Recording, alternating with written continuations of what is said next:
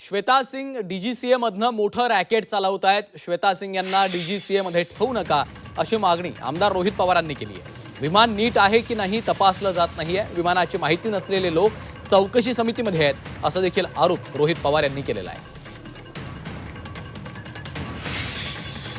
श्वेता सिंग याचा थोडासा अभ्यास करावा.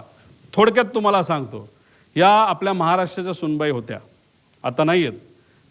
त्या डीजीसीए मध्ये काम करतात. फार मोठ्या फॅमिलीमध्ये त्यांचं लग्न झालं होतं आणि आज जो सत्तेत पक्ष आहे मोठा, त्याच्या निगडीत असणारी हे कुटुंब होतं. त्या कुटुंबामध्ये फार भावनिक गोष्ट झाली, ती कधीच आपण विचार करू शकत नाही, याचा अंदाज तुम्हाला आहे. आणि ह्या आज त्या डीजीसीए मध्ये बसून त्यांच्या कॉन्टॅक्टचा वापर करून हे फार मोठ्या प्रमाणात तिथे एक रॅकेट चालवतात. आणि त्या ज्या मगाच्या अपूर्वाचं नाव घेतलं त्या एअर इंडिया आपलं जेटमध्ये होत्या, या सुद्धा जेटमध्ये होत्या आणि ह्यांनीच त्यांना त्या समितीमध्ये टाकलंय असं आमचं मत आहे.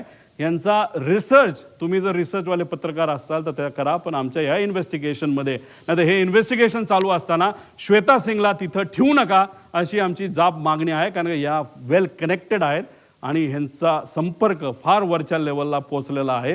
त्यामुळे या व्यक्तीला त्या डीजीसीएमध्ये न ठेवणं हे महत्त्वाचं आहे. आणि चौकशी समितीबद्दल मी तुम्हाला काय गोष्टी सांगितलं आणि सीबीआयची चौकशी केली जाते, CID आहे, पण CIDचा रिपोर्ट कुठे आहे? CID आत्तापर्यंत काय केलं, कुठला CCTV घेतला, हे रिपोर्ट येणं महत्त्वाचं आहे.